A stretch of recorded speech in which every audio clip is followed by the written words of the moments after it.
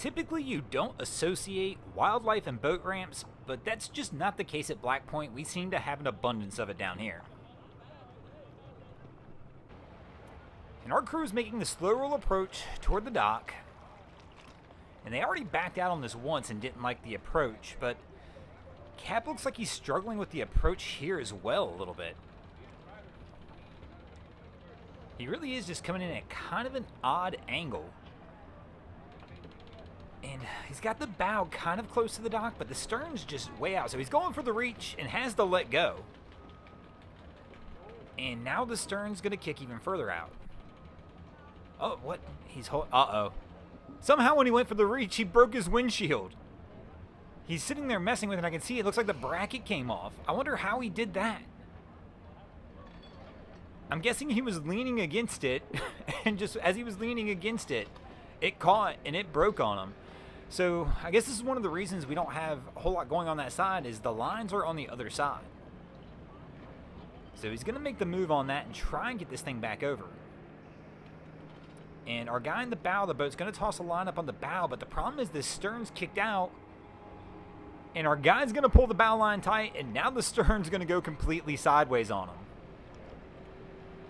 I'm not sure how he busted the windshield, but you can see it here. You can see the bracket piece just came right off the top.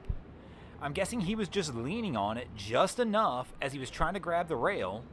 The boat was being pulled away from the current and he just leaned into it, and that was it. And you don't have enough line there, bro.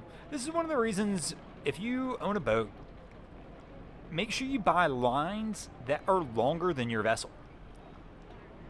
It's always amazing to me. I'll see people buy a really expensive boat, and then you'll see them ask in a web forum somewhere like, hey, how are these lines? And they pick the cheapest lines they could find. Like, if you're going to spend money on a boat, man, go ahead and pony up and buy some nice lines and fenders. And definitely buy enough line for the boat. So this is one of those key situations here. I can't tell exactly how long this boat is, but his lines are shorter than the boat.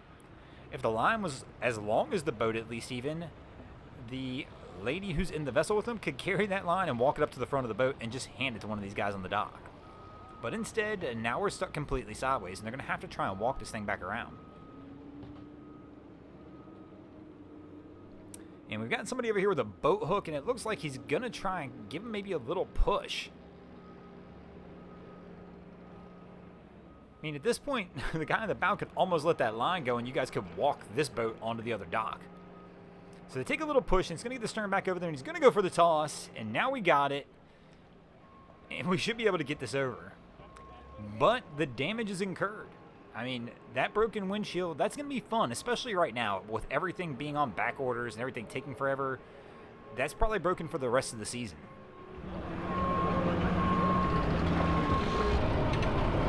And here we go again. Another Ford stuck at the ramp. And I'm not knocking Fords. Actually, my tow vehicle is a Ford F-250 as well. Now, I do have four-wheel drive, but that's actually what I tow my boat with. And they are just stuck. I mean, they probably just don't have this vessel far enough forward on the trailer. I mean, it's a dually. They've got enough truck. Power is not the issue. It's just mismanagement of the weight. And probably, of course, maybe a combination of some slick tires as well as, algae growth or something on the ramp as well. And here we go. He's going to make a run and go at it again. And we got those tires spinning. But we're going to peek out at the top of the hill and have to back this one up and try again. I mean, I've done a lot of picking on Jeeps here lately down at the boat ramp because those are the ones we seem to see sink all the time. It's always a Jeep, it feels like, going in the water. But our last couple of ventures here, not actually vehicles in the water, but have been Fords. We've seen multiple Fords in the last few episodes struggling down here at the ramp to get off. And we're getting replaced. We've got the replacement player coming in. They've kicked this guy out, and our other dude is going to take over driving the truck. And I'm trying to figure out, is our cap here going to... Yep, we're going to go for the power out.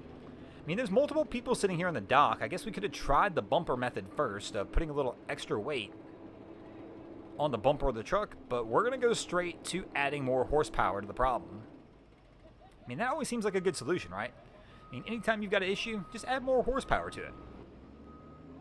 So he's going to fire it up. He's giving his buddy the green light to go ahead and start pulling. And let's see if this is enough to get it done.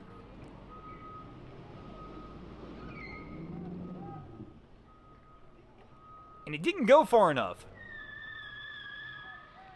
And we're past the point where, and he's finally going to get it out. But I mean, for a minute there, he stopped just a little bit short, but he was past the point where the boat could help anymore.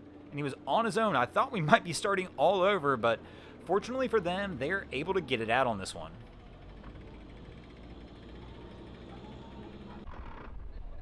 And our crew's making their approach, and the transmission's making some noises, so I don't know if they're having mechanical issues or if it's just the way their boat sounds. But he was making an approach and completely backed out on that approach.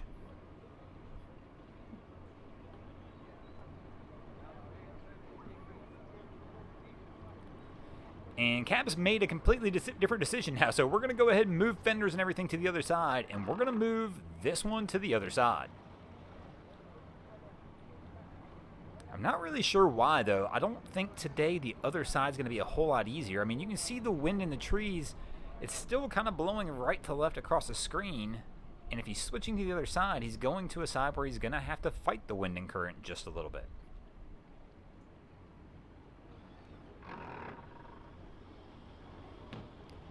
So Cap makes his approach. Once again, gears grinding. And I think he's in reverse, though. So you always got to remember on a boat, you steer from the stern. A lot of times that's where people get confused, and that's where we see mistakes happen at the boat ramp is they're trying to steer the bow, but that just doesn't happen. A boat steers from the stern. So, for example, to get the stern in on the dock right here, we actually need to steer the stern into the dock. So going forward, go ahead and turn that wheel to the left and let the stern kick out to the right toward the dock. And you kind of do it last second. Or in a twin engine boat like this, one thing you can do is bring that bow as close to the dock as you can and put the engine on the left side as we're seeing it here into reverse, and it should bring the stern back also. But he's going to come back in, make a different approach angle at it. He's coming in awfully bow heavy. Once again, he's going into the wind a little bit, but it's light today. It's not too bad.